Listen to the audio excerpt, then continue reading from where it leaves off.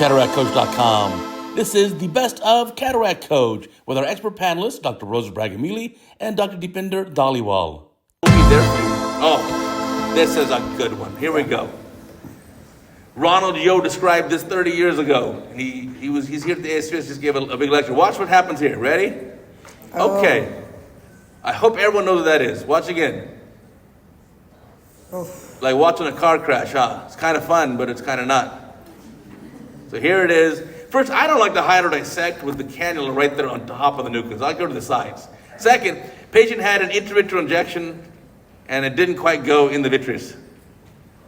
And so now, upon higher dissection, this is more and more common, by the way.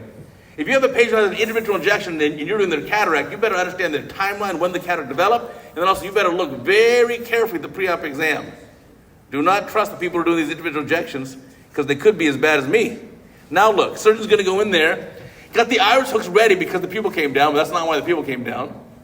So obviously you know the posterior capsule is wide open, right? Don't go in like No. this. There you go. It's a fast case. Yeah, very fast. It's a very fast On to case. the next one. So obviously this is a blowout of that posterior capsule. So what would you do? You notice this happening. The patient had intravitreal injection, you didn't realize ahead of time, you do the higher dissection, you see the snap size, you know the capsule's open.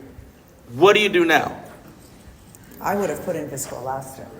How? Where? I would have gone under the iris, not under the capsule, put in a dispersive viscoelastic, and lifted that whole nucleus up and out. So then convert to like an M6. Yeah, or you could fit go in the AC and just like I would use viscoelastic in my non-dominant hand, always injecting and taking that lens out. So scaffolding the lens and taking the lens. You might not have vitreous yet, so do not decompress the chamber. You know what I mean? You should be very careful there. And this is obviously before the posterior capsule is blown out. Yeah, so I treat every post-vitrectomized eye. I look for a linear tear, and I treat it like a posterior polar cataract. Well, let's talk about this. So you get the nucleus out. Now, this is a different case, but you got to do an anterior-vitrectomy. What are your big pearls for an anterior-vitrectomy here?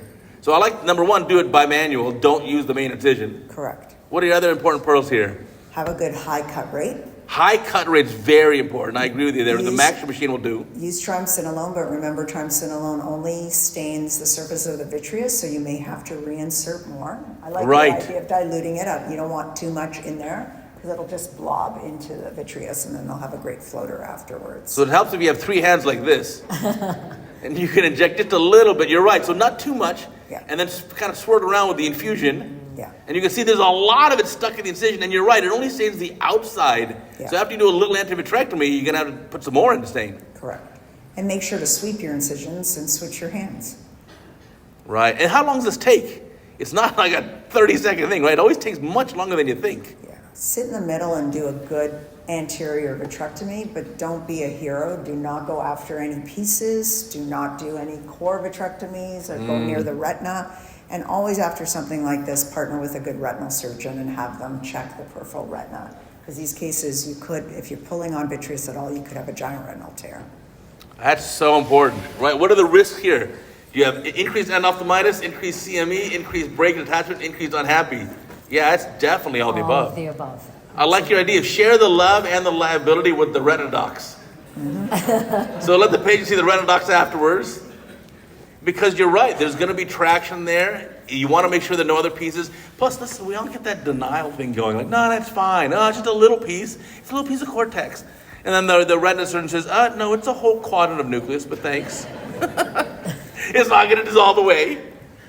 And so I think it's very helpful. You know, I had a patient where I had a similar case, dropped a nucleus from prior intravitreal injection, and tell the patient, listen, we'll take care of you. It's going to take one extra step. And you know what? The patient was so happy. The patient was like, I don't have any floaters anymore. It's like the best thing ever. I used to have such bad floaters. I'm like, do you want me to do your other eye? So listen, you got to look at the bright side. And I really loved your advice, Rose, of don't go fishing for anything, ever. Yeah. And then here now is enlarging the incision. Why?